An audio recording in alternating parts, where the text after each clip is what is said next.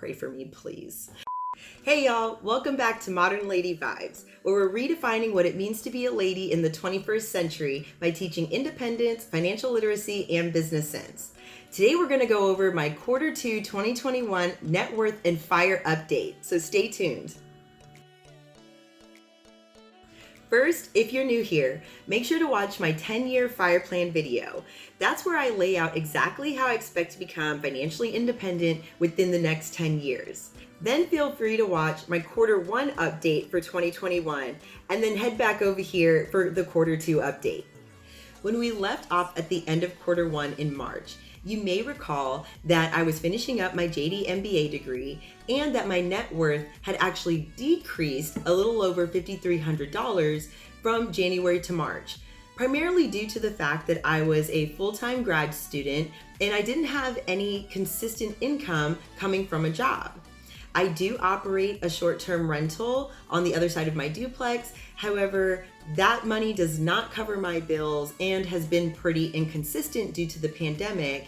So it wouldn't have been enough to help make sure that my net worth could increase. Since March, I have graduated with my JD MBA, whoop whoop, and I still don't have any consistent income from a job. Now, don't worry, I do have a job waiting for me that I began in November. It's just that right now I'm studying for the bar and have the joy of taking that in a few weeks. So pray for me, please. Okay, so with that said, y'all know that I totally expected my net worth to continue to decrease the rest of this year until I started work in November. That is why I am absolutely shocked to report that my net worth has gone up this quarter, and not by just a little bit. I am too excited to share with y'all the numbers, so let's jump into them. All right, first looking at the assets. Y'all know that my house appraised for $337,000 back in 2018. And until I get another official appraisal, that's the value I'm sticking with. Looking at my liquid assets, which include my checking account, savings account, and high yield savings account, you can see that that amount went up from a little over $44,000 to a little over $45,000. And looking at my retirement account, I've seen some great gains as that value went up from $30,000 to a little over $34,000. And once again, remember, I am not in a position right now where I'm putting any money into my retirement savings because I'm not bringing any money in at the moment. So every dollar that my retirement account has increased since January 2021 has solely been through capital gains. So what does this mean for my total assets at the end of Q2?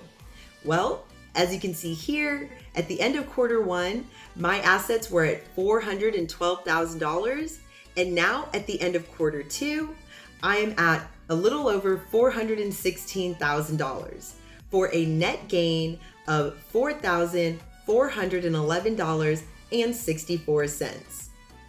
I am so excited to see my assets increase, particularly my retirement account. I continue to expect to see my liquid assets to go down and of course my home value to stay the same. So as long as I see that retirement account continue to increase, I call that a major win. All right, let's take a look at my debt. First up is my mortgage balance. If I have a home with a value, then it's likely I have a mortgage attached to it. That balance has decreased from about $257,000 at the end of Q1 to about $256,000 at the end of Q2. So I'm just chipping away at that balance little by little. Now, regarding my student loans, as you know, I just graduated, so my loans are in deferment until November of this year. In addition, because of the American Rescue Plan Act, for those of you who also have federally backed loans, you know that those loans are sitting at 0% interest until the end of September. So that balance has not changed, but it is at $195,000. So I get to look forward to chipping away at that in a few months. So that brings us to my last bit of debt, which is my United credit card balance. Fortunately, it's also receiving 0% interest because I did a balance transfer last year, and I talked about that in my balance transfer video that you're welcome to check out. Now, I did the balance transfer with the sole purpose of having the entire balance paid off by the end of the promotional period, which happens to be in August. So I've been paying monthly towards this while the amount that I'll be using to fully pay it off has been earning interest for me in my high yield savings account. So I'm going to make one more small monthly payment towards this credit card, and then in August, I will pay the rest of it off before the promotional period ends. With that said, you can see that at the end of Q1, my balance was sitting around $9,000, and now at the end of Q2, I'm at around $7,700, which brings my total debt balance down from nearly $462,000 down to $459,000 here at the end of Q2, for a total debt decrease of $2,478.81. Okay, so it looks like we've got debts down, assets up. That's the way we like to progress through our financial journey. What do you think I was gonna say? Anyway, moving on. So let's take a look at what this has to do for my total net worth overall. You can see at the end of Q1, I was at a negative $49,879.36. And now at the end of Q2, I'm at a negative $42,988.91 for a total net increase of $6,890.45. Can you believe it? My net worth has actually increased from Q1 to Q2. I still haven't started my job, and I still haven't contributed $1 to my retirement accounts. I'm honestly just blown away.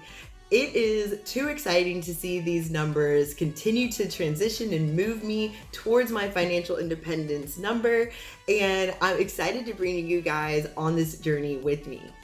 So let's take a look at my overall progression since the start of the year. So here you can see that in January 2021, my net worth was hovering around a negative $44,000. And now at the end of Q2, my net worth is a negative $42,000. So even though my net worth decreased from January to March, the increase from March to June was enough for me to see an overall 2021 net worth increase of $1,502.79. Y'all, this is so absolutely encouraging for me. I'm excited to see how the rest of this year pans out, if it is anything like what I just saw in Q2. But enough about the net worth. Now let's take a look at how I've progressed closer to my financial independence number. Okay, as you know, my financial independence number goal is $1.5 million, and I plan on achieving that by the year 2030.